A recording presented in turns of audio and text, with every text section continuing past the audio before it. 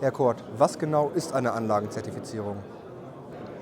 Die Anlagenzertifizierung stellt sicher, dass eine Erzeugungsanlage, sagen wir als Zertifizierer hier im Hause, würde ich jetzt sagen BHKW-Anlage, gilt aber genauso gut für Wind-, für PV-Anlagen oder Wasserkraftanlagen, dass sie sicher am Netz betrieben werden kann. Dazu hat man ein Verfahren entwickelt, nachdem die Anlagen beurteilt werden können. Eigentlich ein dreistufiges Verfahren. Das eine ist die Einheitenzertifizierung.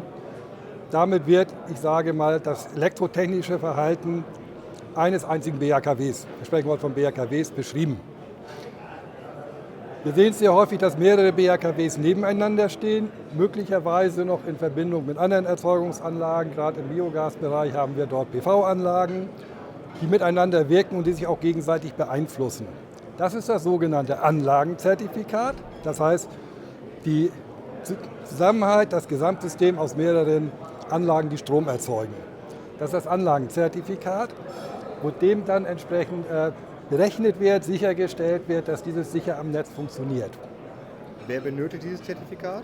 Dieses Zertifikat benötigt jeder Betreiber in Deutschland, der eine Anlagengröße hat von Größe 1 MVA. Aufgepasst, nicht 1 MW. Das ist wichtig dabei, wenn man genau auf der Grenze ist. Wobei man sagen muss, Anlagen im Bestand zählen mit.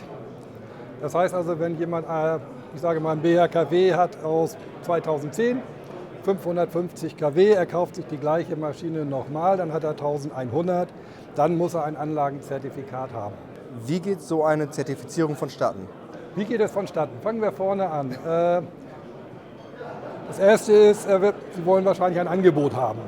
Für dieses Angebot schicken wir Ihnen einen Anfragebogen zu, wo Sie uns Ihre Anlage soweit möglich beschreiben.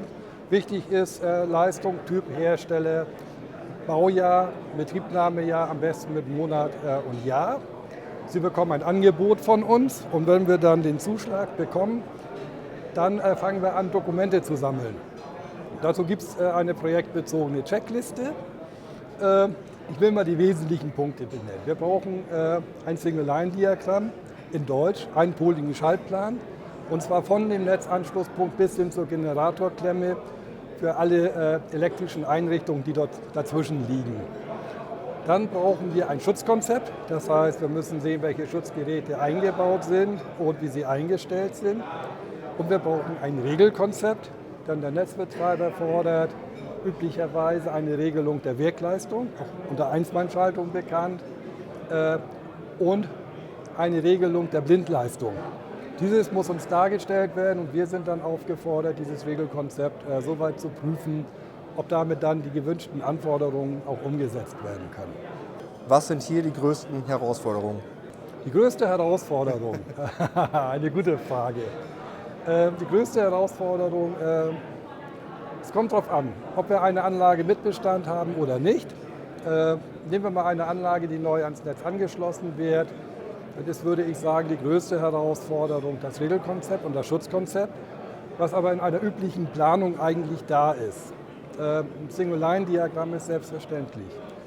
Für uns die größeren Herausforderungen sind eigentlich dann gegeben, und ich denke auch für den Planer, wenn wir Bestandsanlagen haben.